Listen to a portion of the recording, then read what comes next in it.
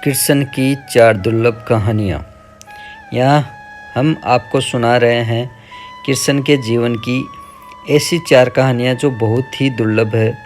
जाने कि कैसे दुर्योधन की पत्नी कृष्ण भक्त हो गई, कैसे कृष्ण ने सत्यभामा के घमंड को ठीक किया, कृष्ण का सिर दर्द कैसे अजीब ढंग से गायब हो गया और क्यों कृष्ण ने अपने एक भगत को उसके हाल पर ही छोड़ दिया। तो कहानी नंबर 1 है दुर्योधन की पत्नी का कृष्ण भक्त हो जाना।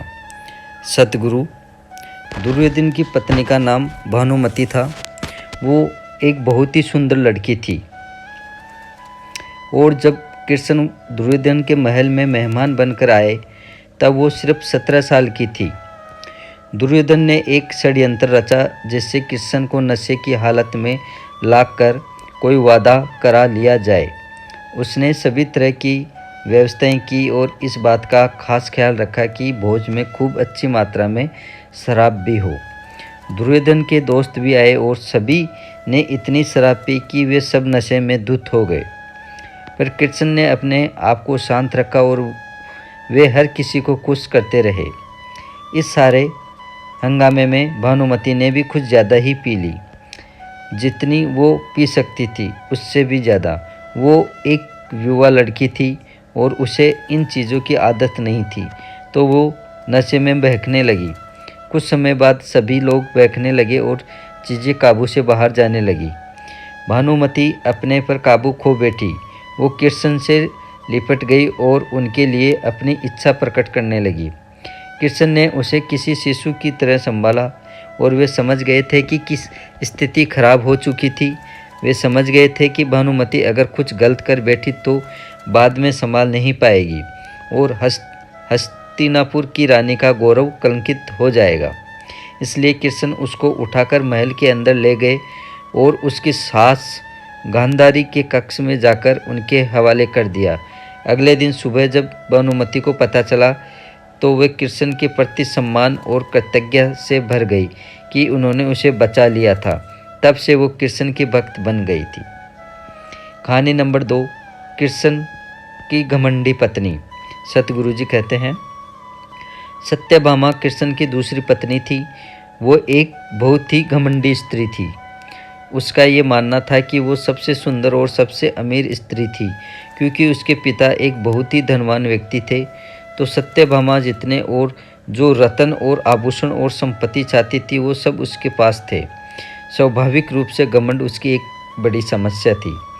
एक बार कृष्ण के जन्मदिवस के अवसर पर सत्यभामा ने सोचा कि वो सबको दिखाएगी कि वो कृष्ण को कितना प्यार करती थी। तो उसने तय किया कि वो कृष्ण के वजन जितना सोना शहर के लोगों में बांटेगी। एक बार कृष्ण के जन्मदिवस के अवसर पर सत्यभामा ने सोचा कि वो सबको दिखाएगी कि वो कृष्ण को कितना प्यार करती थी। तो उसने तय किया कि वो कृष्ण को वजन जितना सोना शहर के लोगों में बांटेगी। इसे तुलाभार कहते हैं। ये मंदिरों में होता है। लोग एक बड़ी तराजू में अपने वजन के बराबर का मक्खन, घी या चावल या कुछ और रख कर वो चीज़ें लोगों में बांटते हैं। चावल, नमक, दाल या सोना या वो कुछ भी आप दे सकते हैं जो देना चाहे। ये प्राचीन परंपरा हमारी संस्कृति का एक हिस्सा है। सत्यभामा ने तुलाभार की व्यवस्था की। लोग बहुत प्रभावित हुए, फिर कृष्ण पर इन बातों का कोई असर नहीं हुआ। वे जाकर तराजू के एक पलड़े पर बैठ गए। सत्यभामा जानती थी कि उनका वजन लगभग कितना है और उसने उतना सोना तैयार ही रखा था। पर जब उसने सब सोना दूसरे पलड़े पर रखा तो कांटा जरा भी नहीं हिला। कृष्ण का पलड़ा थोड़ा भी ऊपर नहीं हुआ। ऐसा ही कुछ तब भी हुआ था जब कृष्ण एक शिशु थे। एक राक्षस आकर उन्हें ले जाने लगा। तब कृष्ण ने अपना वजन इतना बढ़ा लिया कि राक्षस वहीं गिर गया, यानी गिर पड़ा, और कृष्ण ने उसके ऊपर बैठकर उसे कुचल कर मार डाला। क्रिया योग में एक ऐसा तरीका है जिससे कोई योगी अपना वजन बढ़ा या घटा सकता है। ऐसी बहुत सी कहानियाँ हैं कि ऐसे योगी भी थे जो पहाड़ की तरह भारी हो जाते थे।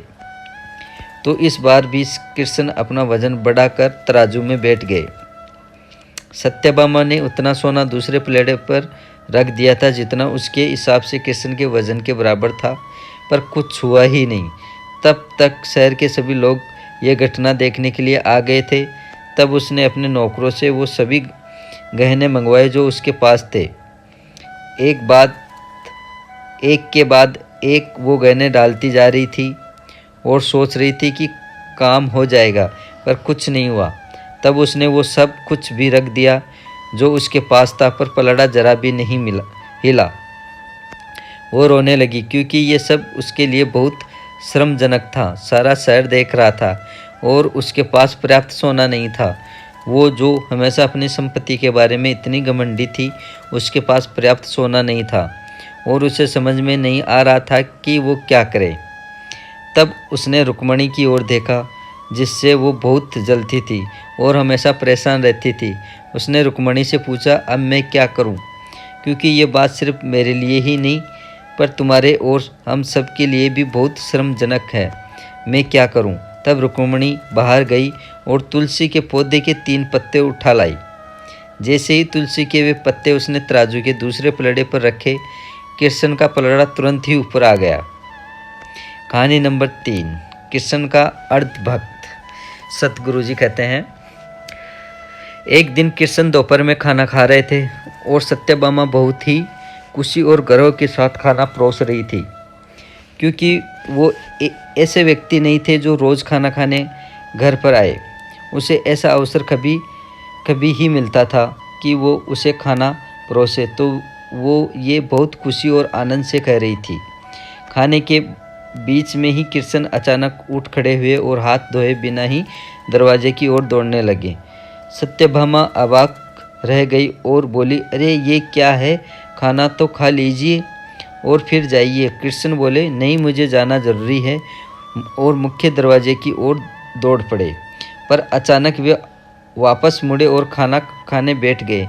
तब सत्यभामा ने पूछा, आप इस तरह क्यों दौड़ पड़े और क्यों वापस आ गए? ये सब क्या है? कृष्ण ने जवाब दिया, मेरा एक भक्त जंगल में बैठा था और उसके जीवन प्राण ही कृष्ण कृष्ण कृष्ण हो गए थे। मैंने एक भूखे बाघ को उसकी ओर आते देखा तो मुझे जाना पड़ा। मैं दरवाजे तक पहुंचा ही था कि उस बेवकूफ़ ने पत्थर उठा लिया, तो मैं वापस आ गया। अब उसे अपने आप ही अपनी परिस्थिति संभालने दो। कहानी नंबर 4, कृष्ण के सिर दर्द का इलाज। सतगुरु जी कहते हैं, एक बार कृष्ण के जन्म दिवस के अवसर पर उत्सव मनाने के लिए बहुत बड़ी तैयारियां की गई थी। नृत्य, संगीत और भी बहुत कुछ। लोग बड़ी संख्या में इकट्ठा हुए, पर कृष्ण घर में ही बैठे रहे। वे शायद उसमें भाग लेना नहीं चाहते थे। वैसे तो कृष्ण हर तरह के उत्सव के लिए हमेशा तैयार ही होते थे, पर इस दिन किसी वजह से उनकी इच्छा नहीं थी। रुक्मणी आई और पूछने लगी, नाथ, आपको क्या हो गया? क्या बात है? आप उत्सव में शामिल क्यों नहीं हो रहे? कृष्ण बोले, मुझे सिर दर्द है। हमें नहीं मालूम उनको वास्तव में सिर दर्द था या नहीं। हो सकता है कि वाकई हो, और ये भी संभव था कि वे नाटक कर रहे हो। उनमें वो योग्यता थी। कृष्ण बोले, कोई जो मुझे वाकई में प्यार करता हो, वो अपने पैरों की धूल अगर मेरे सिर पर मल दे तो मैं ठीक हो जाऊंगा। रुक्मणी बोली, हमें वैद्यों को बुलाना चाहिए। तो वैद्य आए। उन्होंने हर तरह की दवाइयाँ दी। कृष्ण बोले, नहीं, ये सब चीज़ें मुझ पर असर नहीं करेगी। लोगों ने पूछा, तो हमें क्या करना चाहिए? तब तक बहुत सारे लोग इकट्ठा हो गए थे। सत्यभामा आई, नारद आए, हर कोई परेशान था। क्या हो गया? क्या हुआ है? कृष्ण को सिर दर्द है, हम उन्हें ठीक करने के लिए क्या करें? कृष्ण बोले, कोई जो मुझे वाकई में प्यार करता हो, वो अपने पैरों की धूल अगर मेरे सिर पर मल दे तो मैं ठीक हो जाऊंगा। सत्यभामा बोली, ये क्या बात हुई? मैं आपसे बहुत प्यार करती हूँ, पर यह नहीं हो सकता कि मैं अपने पैरों की धूल लेकर आपके सिर पर लगाऊं।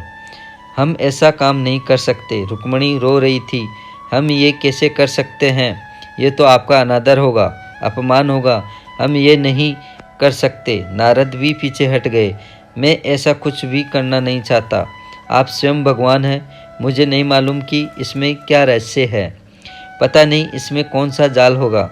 मैं अपने पैरों की धूल आपके सिर पर रखूँगा तो हमेशा नरक की आग में जलूँगा।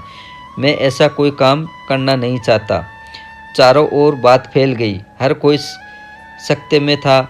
हम ये काम नहीं कर सकते। हम सब उन्हें बहुत प्यार करते हैं, पर ऐसा करके हम नरक में जाना नहीं चाहते। उत्सव मनाने के लिए लोग कृष्ण का इंतजार कर रहे थे, पर कृष्ण अपना सिर दर्द लेकर बैठे थे। फिर ये बात वृंदावन तक पहुंची। गोपियों को मालूम पड़ा कि कृष्ण को सिर दर्द है। तब राधा ने अपनी साड़ी का पल्लू फाड़कर जमीन पर बिछा दिया और सब गोपियां उस पर नाचने लगी।